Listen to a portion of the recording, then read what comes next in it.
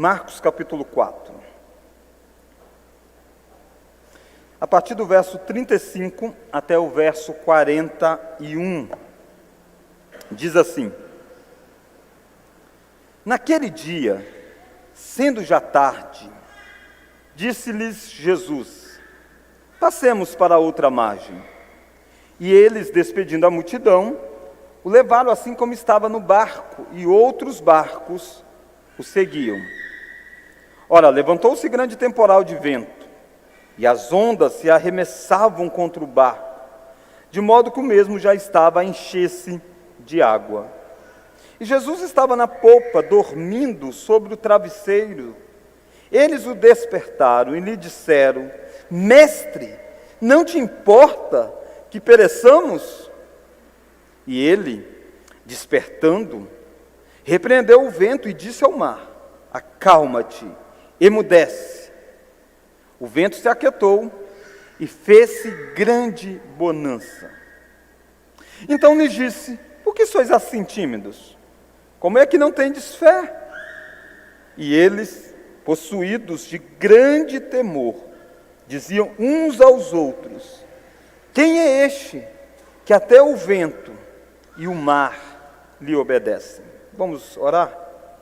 Deus, visite o nosso coração neste momento, a nossa mente, nos dando a graça de compreender este texto e aplicar as verdades aos nossos corações mais uma vez. Oramos tudo isso no nome de Jesus. Amém. Irmãos, nessa noite, então, eu quero ver a tempestade, os discípulos e Jesus. Este texto tão conhecido, tão rico de detalhes, tão pregado no decorrer da história, ele trata de um dos pontos que nós todos nos identificamos facilmente, que são as tempestades que vêm sobre nós. Aqui é uma tempestade literal, é uma tempestade que pega em uma determinada região, que é chamada do Mar da Galileia. Aqui nós chamamos de Mar da Galileia, mas na verdade é um grande lago, extenso, grande. E esse lago, devido à sua geografia, tinha alguns pilares de pedras muito alto, fazia com que havia um choque térmicos relacionados com as questões das pressões atmosféricas, vinha à frente de calor, e aí dava um forte vento que varria aquela região. Até hoje acontece algumas dessas tempestades, e acontece muitas vezes rapidamente, de uma forma inevitável, de uma forma sem poder bem calcular aquilo que estava para acontecer. E aqui você tem pessoas assim. Você não deve pensar que esses discípulos foram tanto quanto que irresponsáveis. Eles são, boa parte deles, uma parcela considerável, eram pessoas que conheciam bem o Mar da Galileia. Lembra que Pedro era um pescador, e assim ele conhecia aquela região, trabalhou muito naquele lugar. Esse navegar por este Mar da Galileia era algo muito comum para eles. E olhar o templo, ao perceber, dava tranquilo para fazer essa viagem. Não havia evidência aparente de uma tempestade, mas de repente a tempestade chega por causa de todas essas questões climáticas que eu já meio que sintetizei a você. Mas essa tempestade física, literal, que acontece aqui, tem como objetivo mostrar o poder que Jesus tem sobre os elementos da natureza. O Evangelho de Marcos mostra para nós diversos milagres que Jesus faz. E o Evangelho de Marcos, ele tem uma peculiaridade em relação aos demais, que é a ênfase na ação. Você não encontra no Evangelho de Marcos grandes discursos, não é que não tenham discursos, mas você encontra principalmente eventos acontecendo rapidamente narrados, tanto é assim que é o Evangelho mais curto. O Evangelho de Marcos é o Evangelho menor que nós temos. Provavelmente, o Evangelho de Marcos são as memórias de Pedro. Marcos não foi um dos discípulos ou um dos apóstolos de Jesus. Na lista dos 12 você não encontra Marcos. Provavelmente esse Marcos aqui é aquele que no livro de Atos é chamado de João Marcos. E ele, com a proximidade que ele teve com Pedro, ele registrou as memórias de Pedro, naturalmente inspirado pelo Santo Espírito. E ele narra um episódio que Pedro estava lá dentro do barco e uma tempestade enorme aconteceu. E eu quero então que nós olhemos para as reações às tempestades. Os personagens aqui envolvidos, diante desta tempestade que se deparou sobre este grupo de irmãos. A primeira lição que eu quero que nós vejamos, então, é o risco de reagirmos mal diante da tempestade.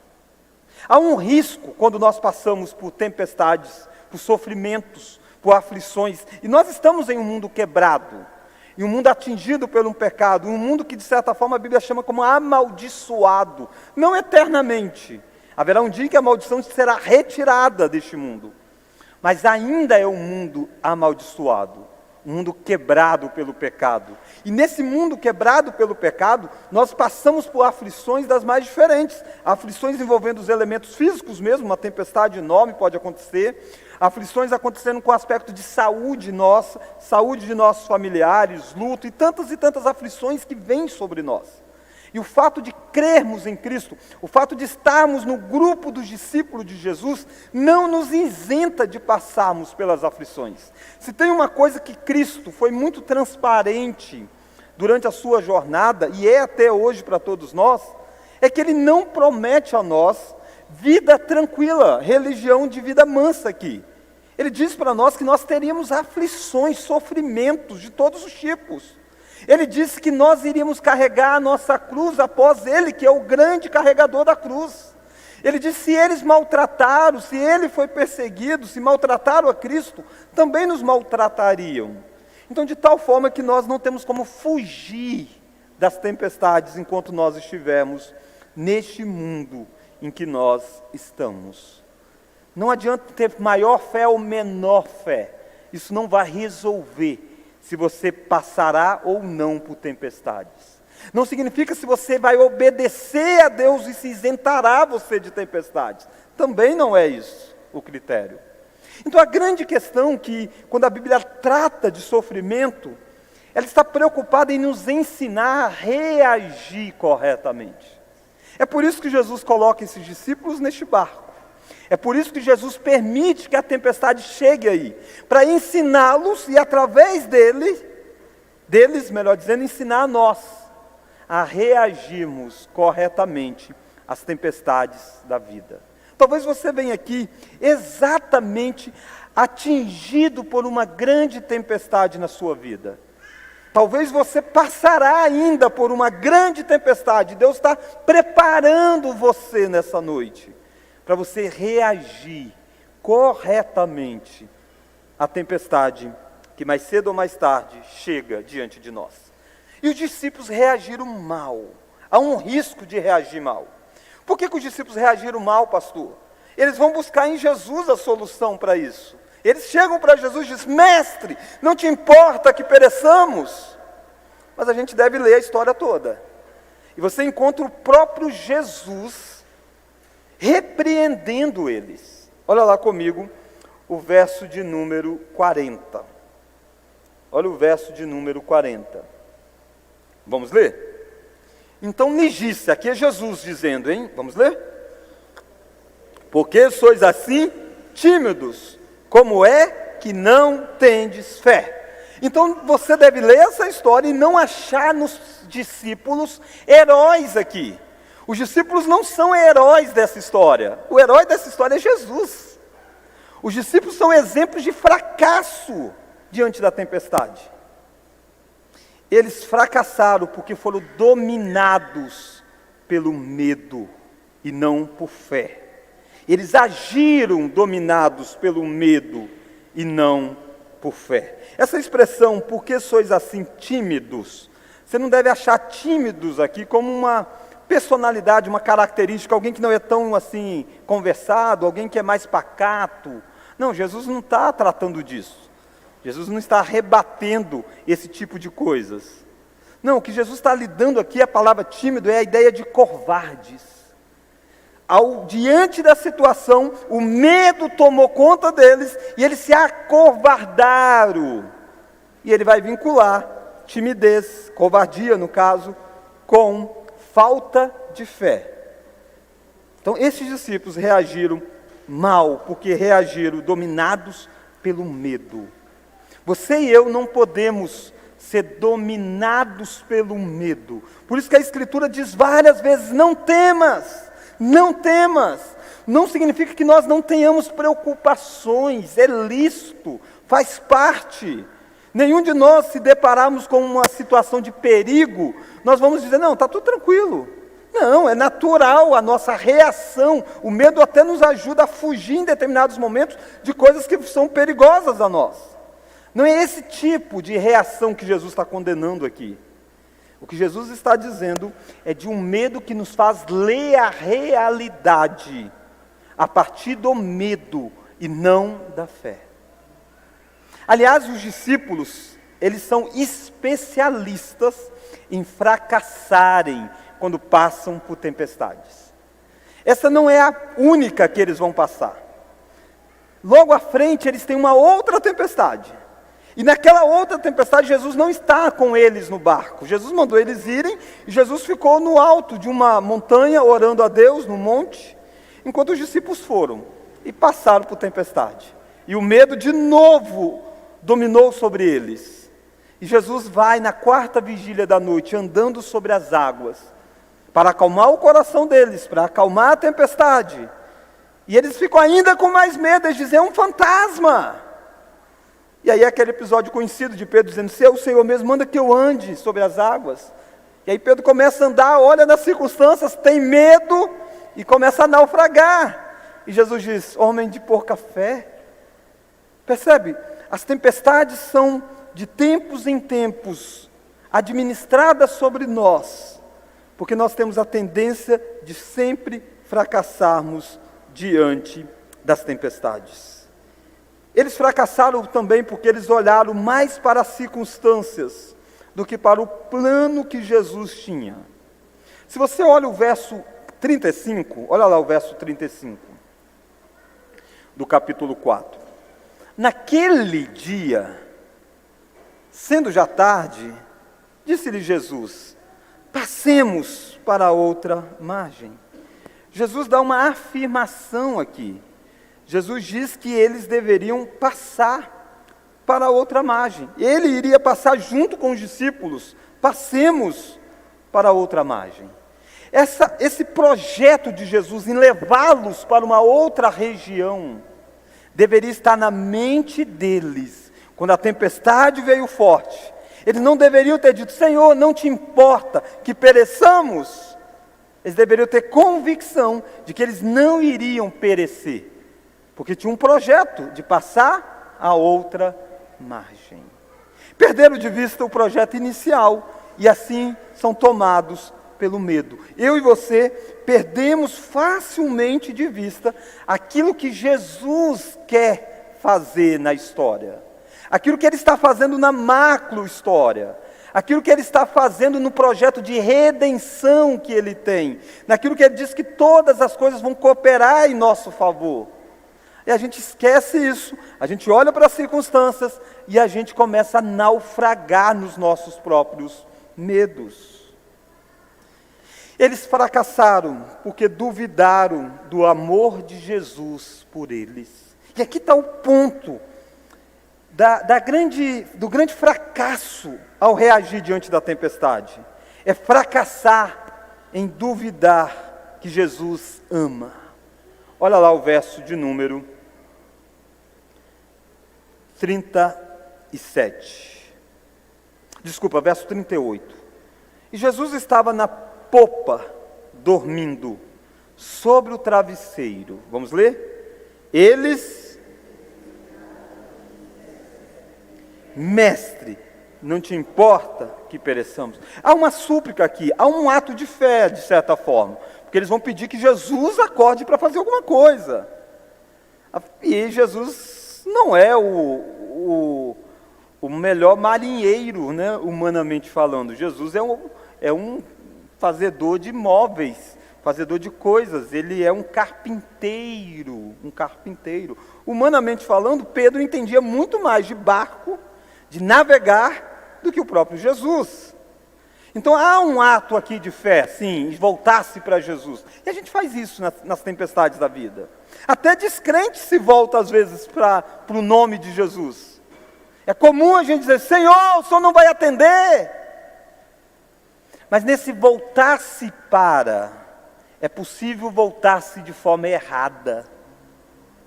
Por que é de forma errada? Se ele só dissesse, mestre, faça alguma coisa, não teria nada de errado. Mas tem de errado quando eles dizem essa expressão, mestre, vamos ler agora? Não te importa que pereçamos. A sensação deles é que o mestre, aquele com quem, se você olhasse Marcos um pouquinho atrás, eles tinham abandonado o barco. Eles eram pescadores e um grupo deixou o barco e foi seguir Jesus. E Jesus começou a ensinar, falou das parábolas do semeador, fez milagres, começou a contar, ensinar, mostrar um modelo de vida. E de repente a tempestade chega e diz, você não está se importando que nós venhamos a perecer, é isso que está acontecendo, você está virando as costas. Irmãos, e eu e você que somos às vezes muito treinados na soberania de Deus, e que bom que seja assim, que a gente creia na soberania de Deus, às vezes a gente corre o risco de cair no outro erro, não no erro de que Jesus tem o controle, mas no erro de que Jesus não está se importando. Ele não está olhando para a situação. Parece que Ele não nos ama, por isso que Ele está deixando essas coisas acontecer. Aliás, essa é uma acusação que os ateus gostam de utilizar. Eles dizem, poxa, se tem coisa ruim acontecendo, duas hipóteses. Ou Deus não tem todo o poder, e aí Ele não pode resolver, ou Deus tem todo o poder e não é bom. Por isso que Ele não resolve, Ele tem todo o poder, mas Ele não quer se envolver com isso. Naturalmente que as duas hipóteses são falhas. Mas essa é a sensação dos discípulos. E o que leva eles a pensarem assim? Interessante ao ver Jesus dormindo. Jesus está dormindo no barco. Marcos faz de uma forma literária tão bela. Ele diz uma mega tempestade. E Jesus está deitado num barco dormindo. Quando você vê tempestade e Jesus dormindo, a sensação é que Ele não está se importando com aquilo que está acontecendo. Quando na verdade é exatamente o contrário. Exatamente o contrário. Você já parou para pensar por que é que Jesus dormia? Jesus dormia porque Ele tinha confiança de que a vida dele estava nas mãos de Deus Pai. O projeto de Deus para Jesus. Jesus sabia que Ele iria morrer na cruz do Calvário. Jesus sabia que Ele precisava passar aquela margem, que lá Ele iria curar um homem, um jovem, de espírito de processo maligno. Jesus sabia que tinha uma história da redenção para concretizar. Quem havia planejado essa história? O Pai. E Ele está dormindo, confiado no que o Pai faz. Mas mais, Jesus dormia exatamente porque Jesus não queria que os discípulos perecessem. Pastor, eu não estou entendendo, né? Que jeito mais estranho de não querer que alguém pereça dormindo. Jesus está dormindo porque Ele está exausto, Ele está cansado. O texto diz que foi naquele dia que eles entraram no barco, no final do dia. Ele havia ensinado. Se você olhar Marcos 4, ele chegou na beira assim do mar, desse lago, né, chamado do Mar da Galileia, e ele estava dentro do barco, começou a ensinar, conversou, tocou, teve um dia exausto, de tanto se envolver com a história das pessoas. Jesus, que era Deus, nunca teria cansado se não tivesse assumido a forma humana. Nós lemos em Isaías que Deus não se cansa. Os jovens de exausto cansam. Ele não. Mas esse aqui cansa. Esse aqui precisa dormir, porque Ele tomou sobre si a natureza humana. Deus se fez homem.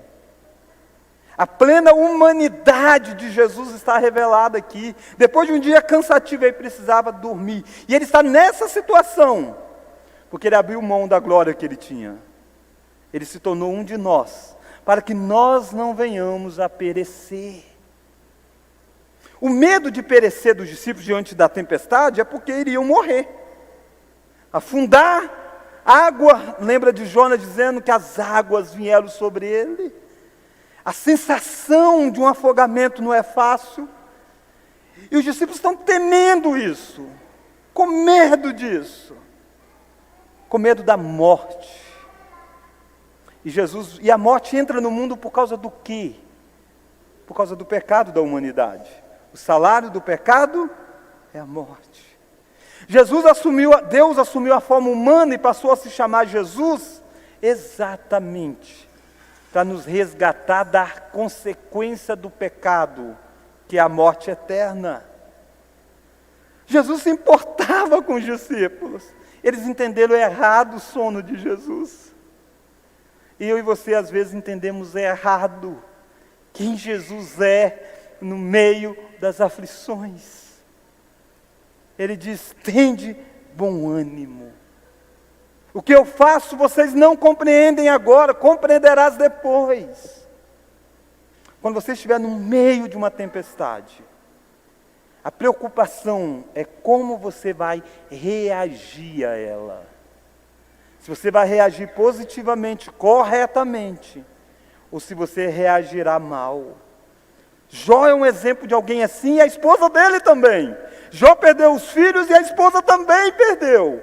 Jó perdeu a saúde, a esposa não. A esposa não. Jó perdeu a riqueza, a esposa também. Jó reagiu de um jeito e a esposa reagiu de outro. A pergunta é: como você vai reagir quando a tempestade chegar diante de você? Mestre, não te importa que pereçamos? É a pergunta mais tola para aquele que estava vivendo aí, para que eles não perecessem eternamente. E por isso, de tão exausto que ele estava dormindo. Mas a segunda reação é a reação de Jesus. A reação de Jesus, não diante da tempestade. A reação de Jesus diante da reação dos discípulos. É isso que é interessante, que às vezes a gente fica preso na tempestade, né? Mas Jesus vai reagir à ação dos discípulos. Quando os discípulos dizem para ele: não te importa que pereçamos, Jesus reage. E olha a reação de Jesus. É duas reações aqui. Jesus demonstra o seu poder e o seu controle sobre os elementos da natureza. Olha lá o verso 39.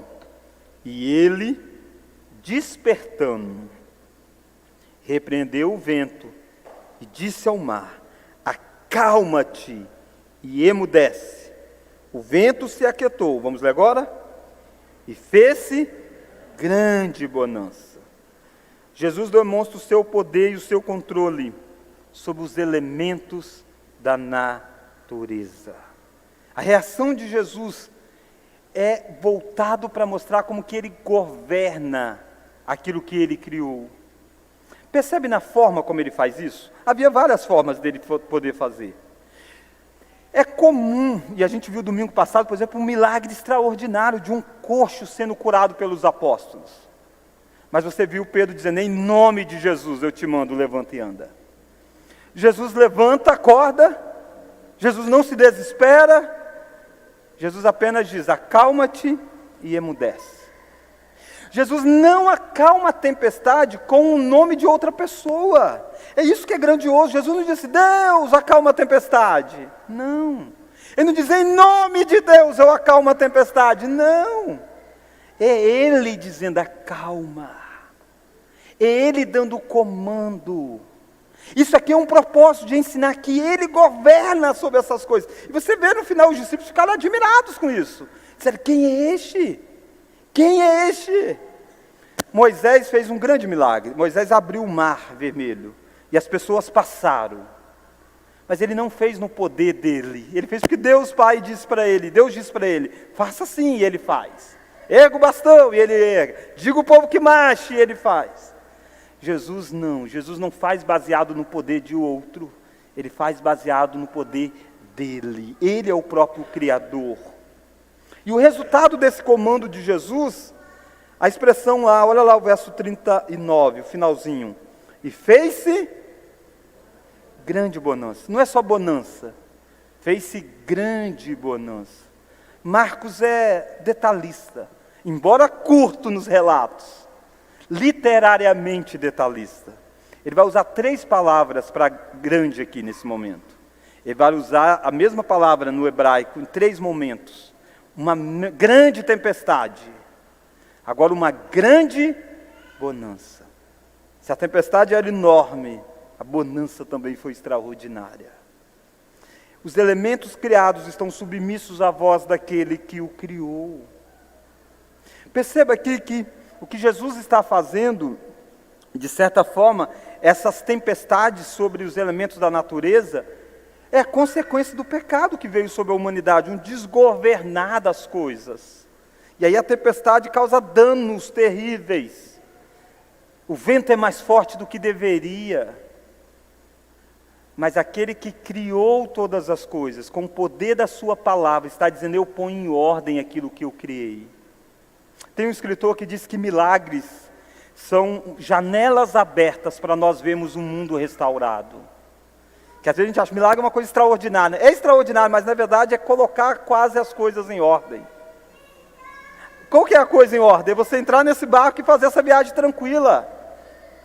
E Jesus está dizendo: não importa o quão rebeldes sejam os elementos da natureza, e quão revoltos eles estão, o meu comando é capaz de aquietar. Não é isso que Romanos diz para nós? Que haverá um dia em que a natureza, que hoje está rebelde, por causa do nosso pecado, está amaldiçoada, será redimida de todo o cativeiro. E é disso que Jesus está dando um vislumbre aqui para todos nós. Mas Jesus reage à tempestade, salvando eles da morte. Salvando eles da morte. Acalmou o vento, o mar, e esses homens não naufragaram, não afundaram, não morreram. E aqui você deve lembrar que essa história parece muito com a história de Jonas. Jonas teve uma grande tempestade, e precisaram acordar, porque Jonas estava dormindo. E disseram para Jonas: acorda! E Jonas acorda, e Jonas diz assim: sabe de uma coisa? Essa tempestade tem como acalmá-la. Me joga ao mar. Me jogando ao mar, a tempestade vai se acalmar. E fizeram isso, jogaram Jonas ao mar.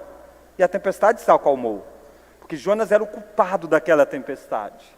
Se tem alguém aqui nesse barco que não tem culpa nenhuma de tempestade, é Jesus. É Jesus. Ele nunca pecou, ele não merece nada disso. Mas de certa forma ele vai ser lançado em uma grande tempestade para resgatar esses discípulos de não perecerem. O próprio Jesus disse isso. Jesus disse certa feita assim que um sinal seria dado. O sinal de Jonas. Qual que era o sinal de Jonas? Ele disse: assim como Jonas esteve 3 dias e 3 noites no ventre do peixe, eu estarei 3 dias e 3 noites no ventre da terra. Não é à toa que essa tempestade é um eco de Jonas. Mas o que foi lançado, não foi lançado dentro de umas águas apenas, mas das ondas tortuosas, do tormento, da morte, para nos livrar da grande morte que vem sobre nós. Mas Jesus reage à reação dos discípulos, demonstrando o seu poder e o seu controle. É isso que ele quer que você saia daqui. Ele tem poder e controle sobre a tempestade que vem sobre você. E Jesus repreende os discípulos. Olha lá, verso 40. Então lhe disse, vamos ler? Por que sois assim tímidos? Como é que não tendes fé? Perceba, Jesus está exatamente confrontando os discípulos, repreendendo eles. É mais do que a tempestade precisa ser acalmada, os discípulos precisam ser redirecionados. E Jesus faz a pergunta: por que é que vocês são medrosos assim? Como é que vocês não tendes fé? Vocês viram o que eu já fiz? Vocês sabem quem eu estou sendo, revelado diante dos seus olhos? Por que é que você não tem fé? Irmãos, a minha pergunta para você é: Jesus tem reagido como a sua reação às tempestades da vida?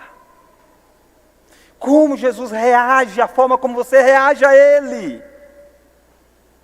Talvez nessa noite Ele quer dizer para você, por que é que você tem agido com tanta falta de fé? Por que é que você não tem entendido que eu estou no controle, eu tenho domínio, está sempre nas minhas mãos? Terceira e última ação, é a reação dos discípulos diante da autoridade de Jesus. Há mais uma reação aqui. Primeira reação dos discípulos à tempestade, uma reação errada. Segunda, a reação de Jesus à ação dos discípulos. Uma ação de mostrar domínio e poder, de confrontar e ensinar.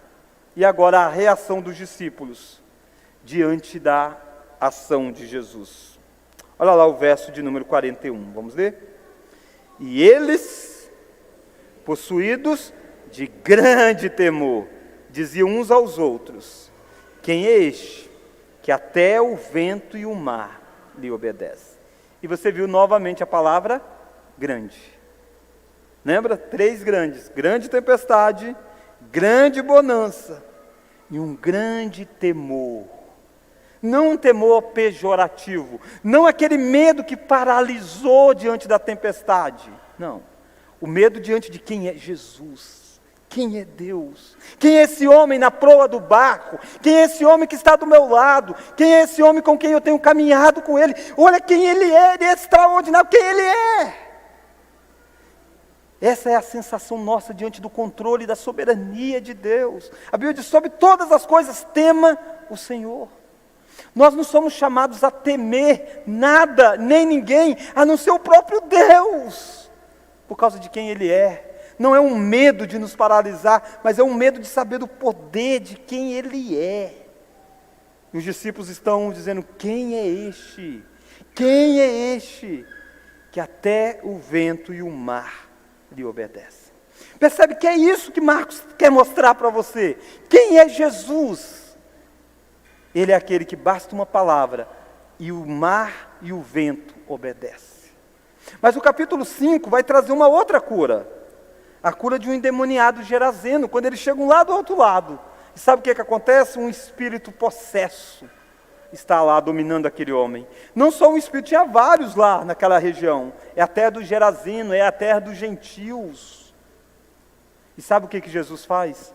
Mostra o seu poder, expulsando os demônios daquele lugar. O que Jesus está dizendo? Quem é este? Ele é aquele que tem poder sobre os elementos da natureza, mas ele é aquele que tem poder sobre os espíritos malignos. Ele tem poder sobre os espíritos malignos. E aí Jesus entra no barco de novo e volta. E chega do lado de cá, sabe o que ele encontra? Uma multidão. E dentre essa multidão ele está caminhando, encontra uma mulher que está doente há 12 anos. 12 anos. E ela toca em Jesus e ela é curada. Jesus está mostrando quem é este. Ele é aquele que tem poder sobre as doenças intensas, as doenças que parecem não ter controle. E por fim ele vai caminhar e chegar na casa de Jairo, onde a menina tinha morrido. Ele disse, ela acabou, já está morta, Jairo, não perturba o mestre. Ele chega lá e ressuscita aquela menina. E os discípulos estão vendo muitas dessas coisas. Quem é este diante dos olhos dele? Não só o mal obedece, mas os espíritos malignos obedecem. As doenças são curadas. E a morte é vencida. Quem é este? Irmãos, os discípulos estavam neste barco. Depois de todo esse cessar da tempestade, eles ainda não tinham noção de quem era Jesus. Não tinham. Eles vão conhecer quem é Jesus à medida que Marcos vai caminhando na história. E Jesus morre diante dos olhos deles. Porque eles ainda não sabiam quem era Jesus. Eles ainda não sabiam que Jesus de fato se importava com eles. Até que num determinado momento um soldado romano vai dizer, verdadeiramente ele é o Filho de Deus. após a morte de Jesus. E Marcos registra para nós dizendo, ele era o próprio Deus, ele é o Filho de Deus. E ele estava na proa de um barco dormindo, para ensinar para você, que ele disse, eis que eu estou convosco todos os dias, até a consumação dos séculos. Quem é Jesus para você? Você hoje tem a história completa, coisa que aqueles discípulos não tinham naquele momento da história, ficaram sabendo depois, mas eles estavam admirados. Você pode olhar para trás e saber quem Ele é, e Ele está com você hoje, Ele estará com você nas tempestades da vida. A pergunta é como você vai reagir, como você vai agir quando outros estiverem em tempestades. Às vezes acontece, às vezes você não está nela, outras pessoas estão, e algumas formas muito equivocadas. Tem gente que gosta de dizer, isso não é nada, para com isso rapaz, para que esse tempo? Não, Jesus não acorda e diz para eles, fique tranquilo, isso não é nada. Não, Jesus não minimiza a tempestade. Às vezes eu e você minimizamos muito a tempestade que os outros passam. Mas Jesus também não maximiza o poder dos homens. E às vezes a gente faz isso. A gente diz, rapaz, olha para você, você já passou por tanta coisa. Você é capaz de superar isso. Não, nós não somos capazes. Jesus não acorda e diz para aqueles discípulos, se vocês tivessem fé, vocês mesmo acalmavam a tempestade. Não, não é isso. A falta de fé daqueles homens não era para não acalmar a tempestade, é para reagir correto a ela. Saiba você, quando você estiver diante de pessoas que estão em tempestades, a única coisa que você pode fazer é apontar para um Jesus que tem o controle e o domínio da história. Você pode dizer para ele, eu não consigo tirar você da tempestade, mas eu posso mostrar a você que existe alguém que tem o controle e o domínio sobre ela. Ele pode tirar você da tempestade. Aponte para Jesus nas tempestades da vida. E você também olhe para Jesus. Com certeza, Ele se importa que você pereça. E essa frase não significa que Ele vai tirar você de um naufrágio. Paulo passou por um. Alguns servos de Deus já passaram. Outros morreram até mesmo em naufrágio dentro de um navio e coisas mais. Poxa, pastor, será que Deus não se importou? Irmãos, ainda que a morte chegue, nada pode nos separar de Deus. A coisa mais terrível que pode acontecer, nós morremos aqui, é nós estarmos com o Senhor, porque Ele se importou conosco. Ele veio nos resgatar da maldição da morte. É isso que você precisa entender. Nem sempre Ele vai acalmar a tempestade que você passar, mas Ele já te deu vitória sobre ela, porque se ela naufragar você, Ele te recebe na glória. Que mais tenho eu no céu, a não ser Deus? Este que estava no barco, pode estar na sua vida se você creu nele. Se você não creu, você vai passar por tempestade sem essa presença confortadora de Jesus. Mas essa noite pode ser diferente para você. Você pode conhecer este que está no barco daqueles que creram nele. Vamos orar? Ó Deus, nós como teu povo, nos achegamos diante do Senhor, cientes de que no mundo nós temos aflições, mas cientes de que o Senhor nos ama. Nós não duvidamos, ó Pai, do amor do Senhor e nem do controle e do poder do Senhor sobre as coisas que vêm sobre nós. Por isso, ó Pai, nós queremos neste instante pedir que o Senhor nos faça crescer em fé, para que os medos do nosso coração possam diminuir, que nós possamos crescer na pessoa bendita do Teu Filho, para que nós possamos desfrutar da paz que só o Senhor é capaz de dar. O Senhor conhece os corações dos meus irmãos, daqueles que estão acompanhando através da transmissão online. Se porventura, ó Deus, alguém aqui não tenha certeza que Jesus está no barco da vida, que eles possam ser apresentados a Cristo através do Espírito Santo. E que essa presença de Jesus possa fazer toda a diferença durante a nossa jornada por este mundo. Oramos tudo isso no nome deste que nós sabemos quem é, aquele que é o Filho de Deus, que é o próprio Deus encarnado, que é o nosso mediador, que é Jesus Cristo. No nome dele oramos. Amém.